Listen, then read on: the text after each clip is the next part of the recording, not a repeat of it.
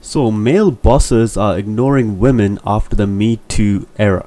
So this is something that Jordan Peterson actually pointed out and actually predicted, and also Sheryl Sandberg actually pointed out as well. So Jordan Peterson was talking about, makeup in the workplace and why women wear makeup in the workplace. Is it to be attractive? Is it to attract other women? Or is it just to look good? And Sheryl Sandberg said that men are actually more cautious about working with women now. So this is becoming so much more of a problem since the dynamic, the relationships between men and women is really blurred now. And this is what this article is about, and this is something that Jordan Peterson pointed out. So Sheryl Sandberg is actually arguing that Me Too is a good movement, but she's really like pro women in the workplace. So she really wants women in the workplace, but now this whole Me Too thing came along, which says that men and women shouldn't be dating in the same within the same workplace, shouldn't be dating. So a lot of women and men are like, why is that not allowed? I saw some study that said 40% of married couples actually met in the workplace. So Sheryl Sandberg is kind of iffy about the Me Too movement. Of course, she can't really just say that I'm not for the Me Too movement. Then she'll get a huge backlash from the feminists and all that. So, but she is kind of subtly pointing that out. So right here, I lost the quote right here. But she says that right here, people need to have one-on-one conversation when you want mentorship. So when you actually want to go higher up in the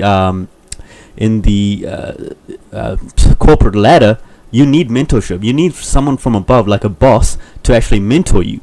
Let's say it's a male boss trying to mentor like a young woman, and you need to have one-on-one conversations with them. You need to be alone in a room having a conversation with them and trying to mentor them. And now male bosses are actually terrified of actually hiring a younger woman and actually mentoring them, because anything, just 1 point, all it needs to be just one woman to accuse them of sexual assault or sexual harassment.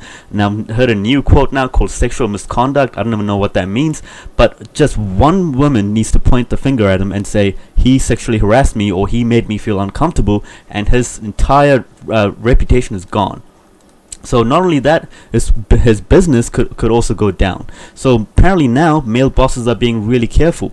So I think there's also been new studies that have been done that shows that only 30% of women, I think this was in the US, they did some other countries too, only 30% of women are actually pro the Me Too movement. So there's a lot of the other 70% actually say that men are just terrified of talking to them. That's actually another epidemic going on. So people are saying that the Me Too movement is all about the epidemic of the rape culture and the sexual assault and all that. But there's another huge epidemic of just people not being in relationships. They're not getting married. They're not having kids. So it's not really the just a huge epidemic of like all these sexual men or these sexual predators. It's actually a lot of men that are becoming really introverted. They're really they really don't want to interact with women because they're just terrified of doing that.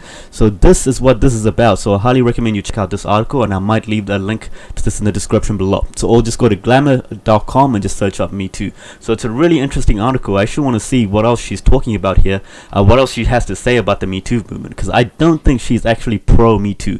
I'm sure she's actually like not for sexual assault in the workplace, but she's probably wouldn't really mind if two people actually dating within the workplace. So that's it for the video, and I'll see you in another video.